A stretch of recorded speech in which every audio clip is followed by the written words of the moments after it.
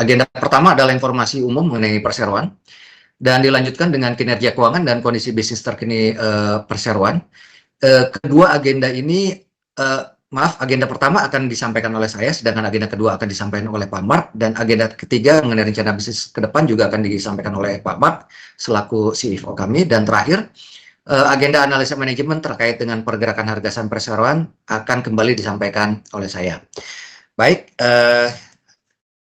kita sekarang langsung menuju ke agenda yang pertama, informasi umum mengenai perseroan, yang akan saya mulai dengan jejak langkah. Perseroan memulai operasinya di tahun 2008 dengan diakuisisinya Honoris Hospital di Tangerang, yang kemudian berubah menjadi Mayapada Hospital Tangerang. Dalam perjalanannya dari waktu ke waktu, perseroan mengalami beberapa kali corporate action, diantaranya dilakukannya IPO pada tahun 2011, kemudian penawaran umum terbatas atau right issue pertama di tahun 2012, kemudian dilanjutkan dengan right issue kedua di tahun 2016, dan terakhir penerbitan obligasi yang memiliki seri A dan seri B di tahun 2022. Di sisi lain, dari sisi pengembangan operasional, perseroan saat ini telah mengoperasikan 6 unit rumah sakit yang tersebar di area Jabodetabek dan Surabaya dan Bandung. Di masa yang tidak akan terlalu lama, perseroan juga akan mendirikan beberapa rumah sakit di Jakarta Timur dan juga di IKN. Dan tak lupa juga kami sampaikan bahwa perseroan pada saat ini telah menjalin kerjasama dengan salah satu jaringan rumah sakit terbesar di dunia, yaitu Apollo Hospital, yang memungkinkan perseroan untuk dapat meningkatkan kemampuan para tenaga medis dan juga meningkatkan jaringan kerjasama medis di antara rumah sakitnya. Selanjutnya, saya akan sampaikan mengenai informasi operasional, yaitu unit-unit rumah sakit yang dioperasikan oleh perseroan. Sebagaimana tadi saya sampaikan di awal, bahwa perseroan saat ini memiliki 6 unit rumah sakit yang berlokasi di Tangerang, Jakarta Selatan, Bogor, Kuningan Jakarta, Surabaya, dan Bandung, dengan total 1.120 tempat tidur dan total lahan 88.916 meter persegi. Per 2023, total revenue perseroan kurang lebih 2,5 triliun rupiah, dan saat ini perseroan sedang dalam tahap pembangunan rumah sakit di Ibu Kota Nusantara dan juga sedang dalam tahap pembangunan rumah sakit di Jakarta Timur. Kemudian terkait dengan informasi mengenai Mayapada Hospital Tangerang atau sering kami sebut dengan MHTG, rumah sakit ini berlokasi di Modern Land Tangerang dengan luas lahan kurang lebih 2,1 hektar dan jumlah tempat tidur 264 tempat tidur.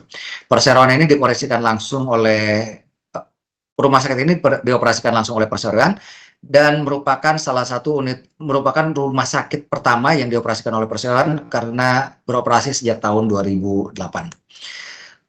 Unit rumah sakit kedua yang kami operasikan yaitu Mayapada Hospital Jakarta Selatan atau biasa kami sebut sebagai MHJS, yang berlokasi di Jalan Lebak Bulus 1 Jakarta Selatan dengan luas lahan kurang lebih 3,1 hektar dan jumlah tempat tidur 266. Unit rumah sakit ini dioperasikan oleh entitas anak kami yaitu PT Nirmala Kencana Mas sejak 2013. Selanjutnya kami mengoperasikan Mayapada Hospital Bogor yang berlokasi di Jalan Pajajaran dengan luas lahan kurang lebih 6.636 meter persegi dan jumlah tempat tidur 105 meter persegi. Rumah sakit ini dioperasikan langsung oleh perseroan dan beroperasi sejak Mei 2018. Namun penting juga untuk kami sampaikan bahwa rumah sakit ini baru saja selesai direnovasi dan siap untuk melayani pasien dengan lebih baik lagi. Selanjutnya, rumah sakit yang kami operasikan adalah Mayapada Hospital Kuningan atau biasa kami sebut dengan MHKN yang berlokasi di Jalan HR Rasuna Said, Kuningan, Jakarta Selatan. Ini merupakan rumah sakit kami yang berlokasi di daerah yang premium, memiliki luas lahan 3.950 meter persegi dan jumlah tempat tidur 85, dan dioperasikan oleh entitas anak kami yaitu PD Sejahtera Inti Sentosa. Rumah sakit ini beroperasi sejak Juni tahun 2020. Selanjutnya, Rumah Sakit Mayapada Hospital Surabaya atau kami sebut sebagai MHSB yang berlokasi di Jalan Majen Sukono, Surabaya, memiliki luas lahan 3.483 meter persegi dan jumlah tempat tidur 200, dioperasikan oleh entitas anak yaitu Sejahtera Abadi Solusi dan beroperasi sejak November 2021. Dan yang terakhir, anak bungsu yaitu Mayapada Hospital Bandung yang beroperasi di Jalan Terusan Buah Batu, Bandung, dengan luas lahan 16.247 meter persegi atau kurang lebih 1,6 hektar dan memiliki jumlah tempat tidur 200 dan dioperasikan oleh entitas anak kami yaitu PT Nusa Sejahtera Karisma yang beroperasi sejak 6 Maret 2023 dan merupakan rumah sakit hijau pertama di Indonesia. Sehingga pada awal beroperasinya rumah sakit ini diresmikan langsung oleh Presiden Joko Widodo pada tanggal 6 Maret 2023. Selanjutnya, paparan akan saya lanjutkan mengenai struktur pemegang saham. Sebagai informasi bahwa perseroan saat ini memiliki pemegang saham mayoritas yaitu PT Surya Cipta Inti Cemerlang yang memegang 59,99% saham, disusul oleh Hypro Investment Limited sebanyak 18,17% dan Wing Harvest Limited sebanyak 10,63%. Sedangkan masyarakat dan pemegang saham di bawah 5% sejumlah 11,21%. Adapun susunan dari pengurus perseroan, saat ini perseroan memiliki 6 orang komisaris yang terdiri dari 4 komisaris utusan dan 2 orang komisaris independen. Bertindak sebagai komisaris utama yaitu Bapak Jonathan Tahir dan wakil komisaris utama yaitu Bapak Dato Sri Profesor Dr. Tahir MBA. Sedangkan komisaris adalah Bapak Agung Laksono dan 1 orang komisaris lainnya adalah Bapak Maijen Purnawirawan Dr. Daniel Chen, spesialis saraf. Sedangkan yang bertindak sebagai komisaris independen yaitu Dr. Antonius Indrayana Sudiono dan Profesor Dr. Gigi Melani Hendriati Sadono Jamil, M. Biomed Visit PhD. Sedangkan yang duduk sebagai Dewan Direksi yaitu Bapak John Lee Sarpin sebagai Direktur dan Ibu Jen Dewi Tayas sebagai Direktur, dan yang bertindak sebagai Direktur utama yaitu Ibu Grace Dewi Riyadi. Selanjutnya dapat juga saya sampaikan mengenai update beberapa kondisi terkini terkait dengan operasional perseroan. Yang pertama adalah peresmian Mayapada Hospital Bandung oleh Presiden Republik Indonesia Bapak Joko Widodo pada tanggal 6 Maret 2023. Sebagaimana saya sampaikan sebelumnya, ini juga merupakan suatu kebanggaan bagi kami karena kami adalah merupakan pioneer yang mengoperasikan rumah sakit hijau pertama di Indonesia. Selanjutnya juga pada Mei 2023 diresmikan penggunaan LINAC radioterapi, yaitu alat untuk pengobatan kanker di Mayapada Hospital Tangerang yang merupakan layanan yang pertama di Provinsi Banten. Di bulan Juli 2023, perseroan telah berkolaborasi dengan Apollo Hospital Group yang merupakan salah satu jaringan layanan kesehatan terbesar di dunia yang dimaksudkan untuk meningkatkan kompetensi tenaga medis dan juga layanan kami. Di akhir tahun, kami dengan bangga memulai pembangunan 2 rumah sakit baru, yaitu di IKN dan Jakarta Timur. Dan tak lupa juga perlu kami informasikan bahwa pada saat ini kami telah memiliki akreditasi Joint Commission Internasional, yaitu lembaga akreditasi rumah sakit internasional yang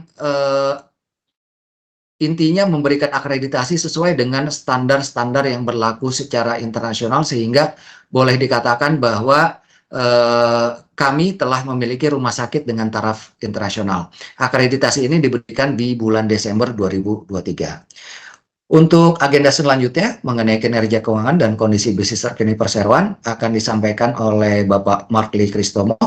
Oleh karenanya, waktu dan tepat, saya persilakan. Silakan Bapak. Terima kasih Pak Ari. Selamat siang para hadirin sekalian. Berikut saya akan membagikan sedikit tentang kinerja keuangan berdasarkan laporan posisi per 2023 audited. Dari segi aset, aset kita adalah sebesar 5,6 triliun atau turun sebesar 2,49% dibandingkan dengan tahun 2022. Dari segi liabilitas per 2023 adalah sebesar 3,7 triliun atau sekitar lebih kecil 105 miliar atau 2,74% dibandingkan tahun lalu. Sedangkan dari segi ekuitas adalah sebesar 1,857 triliun atau 37,6 miliar, lebih rendah 2% daripada tahun lalu. Berikutnya, dari segi laporan laba rugi, untuk pendapatan di tahun 2023 ini kami memperoleh pendapatan sebesar 2,5 triliun atau 569 miliar lebih tinggi dibandingkan tahun 2022 atau 29,42% kenaikan. Dengan laba bruto juga mengalami kenaikan sebesar 161 miliar atau 28,9% dibandingkan tahun 2022. Laba sebelum pajak membaik menjadi rugi minus 31,3 M dari sebelumnya rugi 42 miliar, dan laba bersih juga rugi 38,3 miliar dari sebelumnya rugi 44,2 miliar. Next, dari segi pendapatan seperti yang telah saya sampaikan sebelumnya mengalami kenaikan sebesar 29,42% atau 569 miliar. Beban pokok juga sama mengikuti menaik sebesar 29,63% atau 408 miliar. Laba bruto kami mencatat sebesar 718 miliar atau 160,9 miliar lebih tinggi dibandingkan tahun 2022. Berikutnya dari segi pertumbuhan pendapatan, next Bu Amel. Ya, ini jadi pertumbuhan pendapatan lebih 29%. Dari segi EBITDA di tahun 2023 perseroan mengalami kenaikan sebesar 29% atau menjadi 408,4 miliar dari sebelumnya 275 miliar. EBITDA margin perseroan di tahun 2023 ini menjadi 16,3% dibandingkan tahun 2022 EBITDA margin sebesar 14,2%. Kesimpulan dari performa perseroan ini kami melihat bahwa perseroan menunjukkan peningkatan performa perusahaan yang cukup signifikan dengan laba dengan pendapatan naik sebesar hampir 30% dan juga EBITDA naik sebesar hampir sebesar 200 miliar.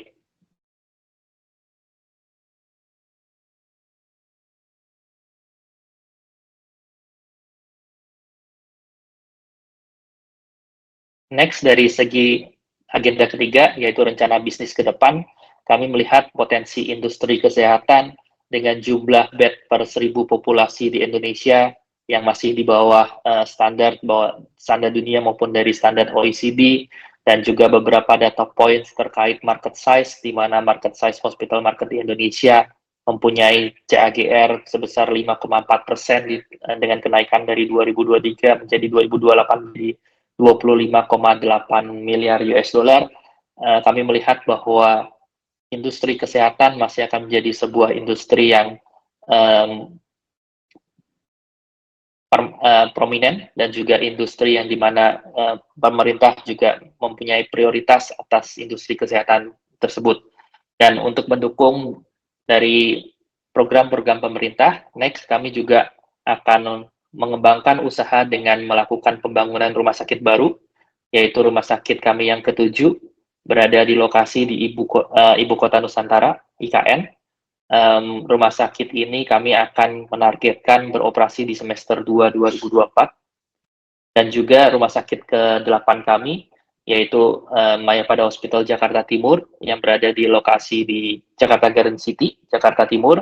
Kami akan merencanakan untuk akan bisa beroperasi di akhir 2025 atau awal 2026 mendatang. Demikian paparan dari saya, silakan Pak Ari untuk melanjutkan.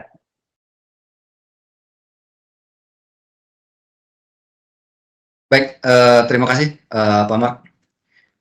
Selanjutnya akan saya sampaikan mengenai analisa manajemen terkait dengan pergerakan harga saham perseroan, yang mana sebagaimana telah disampaikan dalam public expose incidental sebelumnya, ada faktor-faktor pendorong eksternal yang membuat harga saham perseroan ini mengalami kenaikan yang cukup signifikan.